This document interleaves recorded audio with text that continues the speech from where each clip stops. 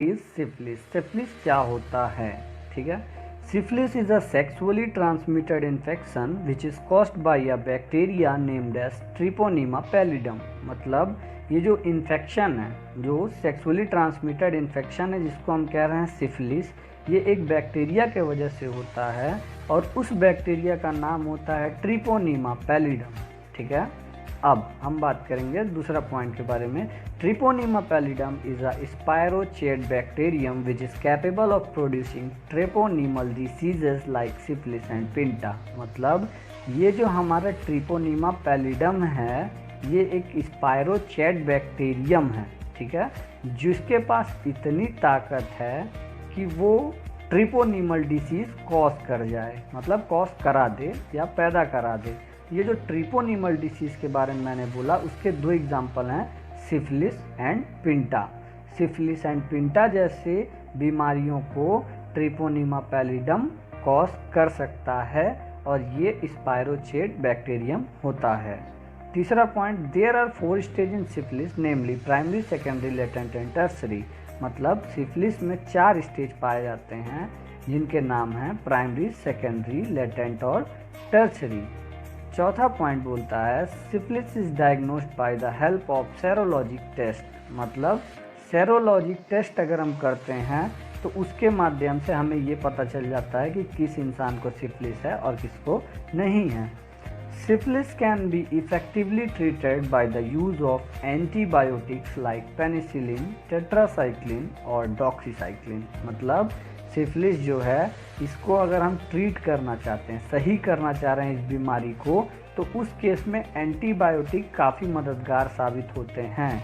Antibiotics जैसे कि penicillin, tetracycline या doxycycline. Note, where the penicillin is still considered as best antibiotic for treating all the states of syphilis. मतलब जो हमने अभी बोला, पेनिसिलिन, टेट्रासाइक्लिन और डॉक्सासाइक्लिन, ये 3 एंटीबायोटिक्स को हम यूज़ कर सकते हैं सिफिलिस को ट्रीट करने के लिए, मगर पेनिसिलिन जो है ये सबसे अच्छा एंटीबायोटिक है जिसको सिफिलिस के ट्रीटमेंट में दिया जाता है। अब आपको एक और चीज़ बता दूं, ऐसे लोग जिनको पेनिसिलिन से एलर्जी है, उस केस में हम टेट्रासाइक्लिन या डॉक्सीसाइक्लिन को यूज़ करते हैं। तो अब हम बात करते हैं इटियोलॉजी ऑफ सिफिलिस के बारे में। पहला पॉइंट ये बोल रहा है कि ये जो बीमारी सिफिलिस है, इसको अपना नाम मिला एक पोयम के कारण। उस पोयम का नाम था सिफिलिस सीवी मॉर्बस गैलिकस। फिर से रिपीट करता हूँ, सिफिलिस सीवी मॉर्बस गैलिकस, जिसको लिखा था जीरोम फ्रैंकेस्टर ने। ठीक है, तो पहला पॉइंट यही बोला, the disease got the name syphilis from a poem entitled Syphilis CV Morbus Gallicus by Jerome Francestor। ठीक है, दूसरा है, Sordin and Hoffman were the first who identified T. pallidum as the cause of syphilis, while Wasserman was the one who described a diagnostic test for recognizing the syphilis infection। मतलब सॉर्डिन और Hoffmann जो थे, ये 2 ऐसे व्यक्ति थे जिन्होंने पता लगाया कि सिफिलिस असल में एक हमारा जो बैक्टीरिया होता है, जो अभी को मैंने बताया था ट्रिपोनिमा पैलिडम, उसके वजह से होता है। तो सबसे पहले उन्होंने पता लगाया ट्रिपोनिमा पैलिडम के बारे में। ठीक है, और जब एक बार पता चल गया कि ट्रिपोनिमा पैलिडम के कारण से सिफिलिस होता है, तो उसके बाद जाके कहीं वासरमैन नाम का एक इंसान था जिसने ये बताया कि इस इन्फेक्शन, ये जो सिफिलिस का इन्फेक्शन है, आखिर इसका डायग्नोसिस कैसे किया जाए या टेस्ट कैसे किया जाए जानने के लिए कि अगले बंदे को सिफिलिस का इन्फेक्शन है। दूसरा, there are 2 form of syphilis. Syphilis के 2 फॉर्म होते हैं, एक होता है एक्वायर्ड सिफिलिस, दूसरा होता है कंजेनिटल सिफिलिस। ठीक है, कंजेनिटल सिफिलिस एक्चुअली में होता क्या है कि एक माँ से एक बच्चे को ट्रांसफ़र होता है। तो यहाँ पहले लिखा है, the acquired syphilis is almost exclusively transmitted by sexual contact. मतलब जो एक्वायर्ड सिफिलिस है, ये केवल और केवल सेक्सुअल कांटेक्ट की वजह से होता है, जबकि congenital syphilis result from the transplacental transmission of spirochetes passed from mother to the baby. मतलब वही मैंने बताया कि ये जो होते हैं माँ से बच्चे को ट्रांसफ़र होते हैं कंजेनिटल सिफिलिस। अब हम बात करते हैं पैथोजेनेसिस ऑफ सिफिलिस के बारे में।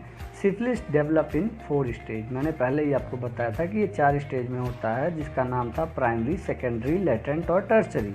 ठीक है, तो अब इन सारे स्टेज के बारे में भी हम बात करेंगे। Stage get progressively worse if left untreated.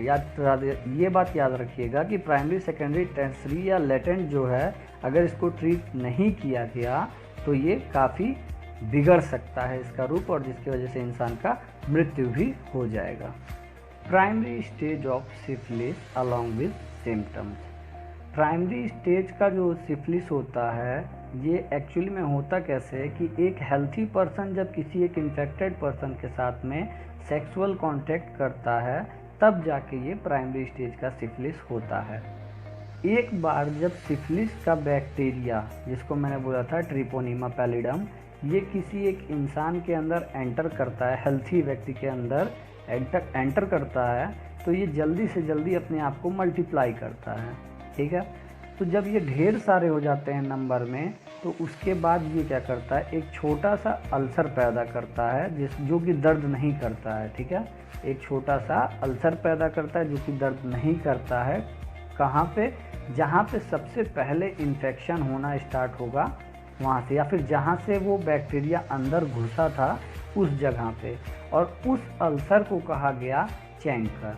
ये जो चैंकर होता है ये एक्चुअली में 2 से 3 हफ्ते बाद होता है आफ्टर द इनिशियल इन्फेक्शन। ठीक है, मतलब एक बार जब बैक्टीरिया हमारे अंदर घुसा तो वो हो गया इन्फेक्शियस। ठीक है, वहाँ से इन्फेक्शन स्टार्ट हो रहा है, और जब इन्फेक्शन स्टार्ट होता रहता है तो करीबन 2 से 3 हफ्तों के बाद में ये चैंकर अकर होते हैं, जो कि छोटे छोटे अल्सर होते हैं। ठीक है, जो और साथ ही साथ ये जो चैंकर होते हैं इनके आसपास में रैश भी देखने को मिलता है। ठीक है, फिर ये जो चैंकर होते हैं एक्चुअली होता क्या है कि ये ऐसे जगह पे होते हैं कि हम इनको देख नहीं पाते हैं, और चूंकि अब देख नहीं पाते हैं तो इसी वजह से हमारे अंदर दिक्कत आने लगती है। जैसे कि ये होते कहाँ कहाँ हैं, माउथ में, एनस में, वेजाइना में और थ्रोट में।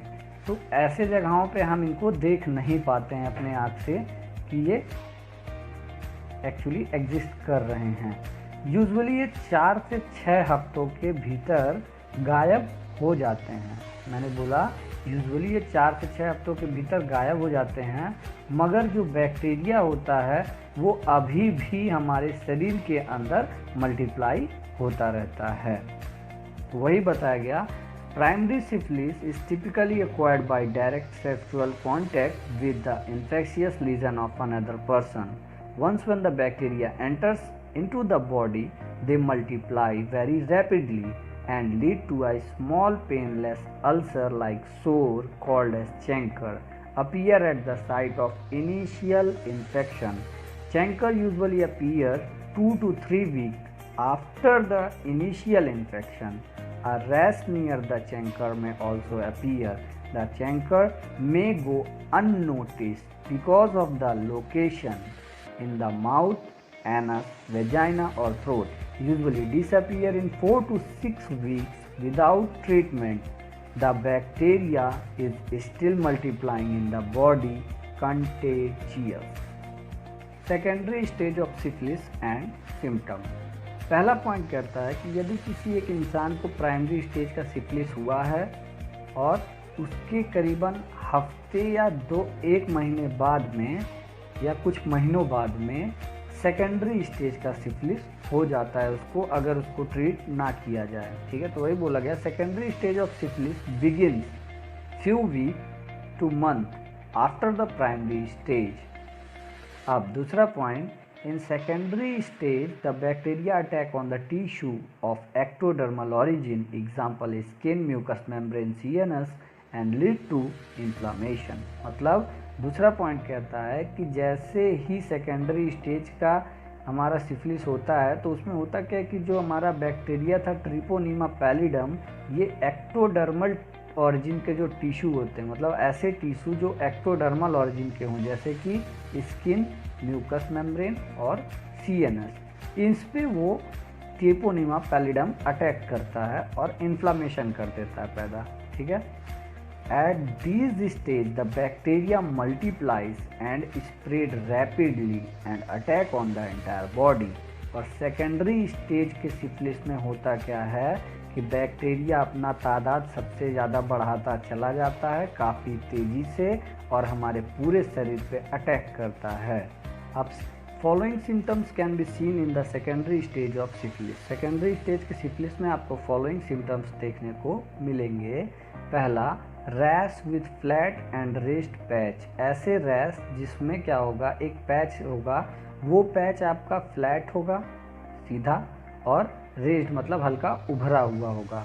और ये जो अभी मैंने बोला, ऐसे पैच जो है आपको हथेली पे या तलवे में देखने को मिलेंगे। Frequently on palm, sole and can be anywhere on the body, या शरीर पे किसी भी हिस्से पे देखने को मिल सकता है।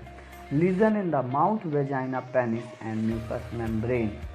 और म्यूकस पैच मतलब लीजन, फोड़ा देखने को मिल सकता है आपको माउथ, वेजाइना, पेनिस और म्यूकस पे पैच मिलते हैं, ठीक है। फिर थर्ड पॉइंट बोलता है fever, swollen gland, loss of appetite and fatigue. मतलब इस सेकेंडरी स्टेज ऑफ सिफिलिस में होता क्या है कि एक पेशेंट जो है उसको बुखार चढ़ेगा, उसके ग्लैंड्स जो हैं वो सूज जाएंगे और उसको भूख नहीं लगेगा और उससे थकान लगेगी। एक and pain in the bones और जॉइंट, पैची हेयर लॉस। और इसके साथ ही साथ उनका जो है हड्डियों में जो दर्द स्टार्ट हो जाएगा और साथ ही साथ जिस जगह पे पैच निकला है उस जगह का हेयर लॉस होने लगेगा। लेटेंट स्टेज जो होता है ये बहुत ही चुप्पा स्टेज है। मतलब चुप्पा से मतलब ऐसा है मेरा कि ये शांति से अपना काम करता है। होता क्या है इसमें, the latent stage is characterised by the lack of symptoms, mean the blood test will show the bacteria but no symptoms will be seen for many months और ईयर। पहला पॉइंट क्या बोलता है कि लेटेंट स्टेज एक ऐसा stage है जिसमें जब आप ब्लड टेस्ट कराएंगे या सेरोलॉजिक टेस्ट कराएंगे तो उसमें ये बताएगा कि हाँ बैक्टीरिया हमारे अंदर है, मगर कोई भी सिम्टम आपको देखने के लिए नहीं मिलेगा तकरीबन कुछ महीनों तक या कुछ सालों तक। As the bacteria is present in the body they start to damage the internal organ such as brain, heart and sexual organ. और चूँकि वो बैक्टीरिया हमारे अंदर प्रेजेंट होते हैं तो इस वजह से वो क्या करते हैं, हमारे इंटरनल ऑर्गन्स को हार्म करते हैं, मतलब उनको क्षतिग्रस्त करते हैं। जैसे इंटरनल ऑर्गन्स से मतलब है मेरा ब्रेन, हार्ट और सेक्सुअल ऑर्गन्स, ठीक है। And the damage can go unnoticed until the next stage. और लेटेंट स्टेज में जो कोई भी डैमेज होता है वो हमको तब तक नहीं पता चलेगा जब तक कि वो नेक्स्ट स्टेज पे ना चला जाए, जो कि होता है टर्सरी स्टेज, ठीक है। Tertiary stage of syphilis which is the last stage of syphilis, ठीक है, ये सबसे अंतिम स्टेज होता है। होता क्या है कि पहला पॉइंट आपका ये कहना चाह रहा है कि जब एक बार सेकेंडरी स्टेज के जो भी कोई सिम्टम्स आपको देखने को मिलते हैं वो सब जब ख़त्म हो जाते हैं, वो सब जब डिसअपियर हो जाते हैं तो उस दिन से करीबन 5 से या 50 साल बाद जो सिम्टम्स आपको देखने को मिलेगा वो होगा टर्सरी स्टेज का, ठीक है। ये जो टर्सरी स्टेज का सिफिलिस होता है इसमें एक्चुअली होता क्या है कि पैरालाइज हो जाता है इंसान और उसके साथ ही साथ वो अंधा भी हो जाता है और दिमाग में उसके कमी आने लगती हैं, कोऑर्डिनेशन नहीं रहता है उनके शरीर में, दर्द रहता है शरीर में और आदमी अंतिम में मर जाता है। तो ये 2 पॉइंट यही बता रहा है। पहला, the tertiary stage occur many year later, that is 5 to 50 year after the secondary stage symptom disappear. जब सेकेंडरी स्टेज का सिम्टम गायब हो जाता है तो तकरीबन 5 से 50 साल बाद टर्सरी स्टेज का हमारा सिम्टम्स अकर होता है। The tertiary stage is characterised by, tertiary stage को आखिर कैरेक्टराइज कैसे किया जाता है, पैरालिसिस मतलब आदमी को लकवा मार देगा, और ग्रेजुअल ब्लाइंडनेस मतलब किसी भी एक इंसान को जिसको सिफिलिस हुआ है टर्सरी स्टेज का वो अंधा हो जाएगा। Deterioration of the brain, brain मतलब कमी आने लगेगी। Loss of coordination, pain and finally death, मतलब लॉस ऑफ कोऑर्डिनेशन से उसके ऊपर नियंत्रण नहीं रह जाएगा उसका अपने शरीर पे। और फिर the tertiary stage is divided into 3 different form, और ये जो टर्सरी स्टेज होता है सिफिलिस का इसको 3 डिफरेंट फॉर्म्स में अगेन डिवाइड किया गया है, जो कि हैं गमेटस सिफिलिस, दूसरा late neurosyphilis, cardiovascular syphilis. Complication of syphilis सबसे लास्ट पॉइंट है हमारा। तो यहाँ पे सबसे पहले बोल रहा है कि अगर सिफिलिस को ट्रीट नहीं किया गया तो ये पूरे शरीर को डैमेज करेगा। वही बोला without treatment syphilis can lead to damage throughout the body.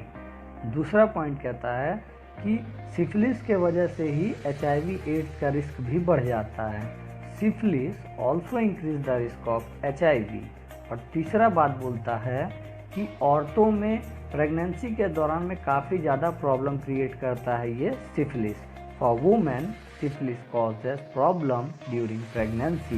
However, the treatment can prevent the future damage, but they cannot repair or reverse the damage that had already occurred. मतलब अगर हम treatment करते हैं syphilis का तो future में जो damage होगा हमारे बॉडी को उसको तो हम बचा ले जाते हैं, मगर जो पहले से हमारी बॉडी डैमेज हो चुकी है उसे हम नहीं सही कर पाते हैं ट्रीटमेंट से। ठीक है, अब आता है कॉम्प्लिकेशंस क्या क्या होते हैं सिफिलिस के। पहला, स्मॉल बम्प्स और tumour called as gummas. These bumps can develop on the skin, bone, liver और any other organ in the late stage of syphilis. मतलब छोटे छोटे बम्प्स या ट्यूमर देखने को मिलेंगे हमको कहाँ, स्किन पे, बोन पे और लीवर पे या पूरे शरीर में कहीं भी लेट स्टेज, मतलब एकदम अंतिम स्टेज जो होता है सिफिलिस का उसमें। और ये छोटे छोटे बम्प्स होते हैं या ट्यूमर्स होते हैं उनको कहा गया ग्यूमास। ये ग्यूमास जो होते हैं अगर एंटीबायोटिक से ट्रीटमेंट स्टार्ट कर दिया जाए तो ये ग्यूमास गायब हो जाते हैं। तो वही बताया गया gummas usually disappear after treatment with antibiotic.